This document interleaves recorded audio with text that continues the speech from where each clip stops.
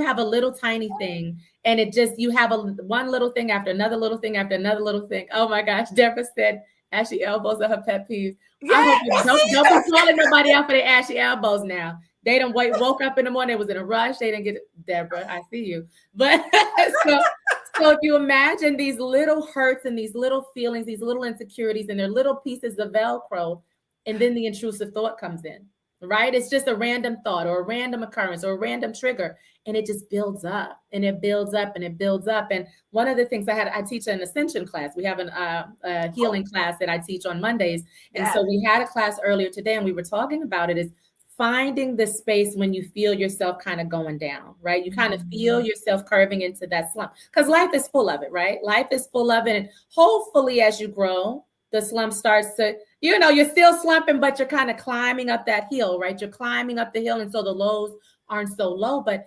having space where you can recognize when I'm kind of taking it a little too far. You know what I'm saying? I'm kind of getting a little too low. So it's a matter of like, I can focus on some of these hardships. I mean, if we're talking about, sometimes the shadow is dark. Sometimes it's abuse. Sometimes it's these negative, hateful, hurtful things. Sometimes it's the stuff that you do to yourself, battling with addictions and, all these things, right? Or even the tolerance, you tolerated abuse or whatever as an adult, but you're going through these lows.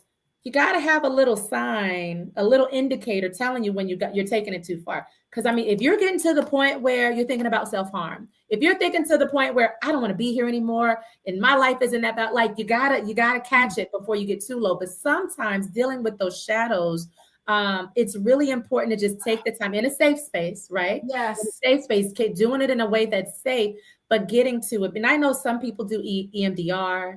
Yes. Some people do talk therapy.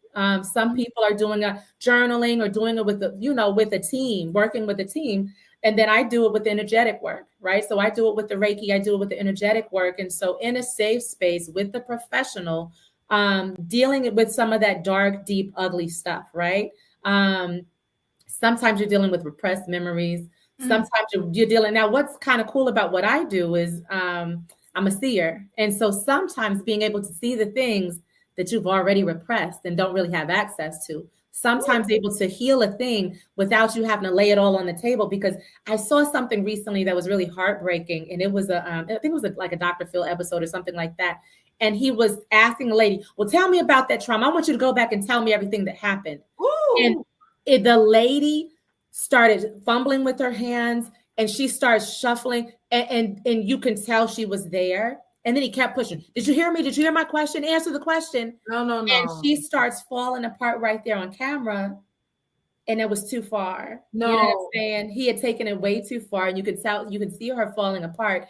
And it was very unprofessional, spent on camera and everything. And no telling what happened after the show. But sometimes you're not in a position to talk about it. And sometimes you don't really know what happened anymore.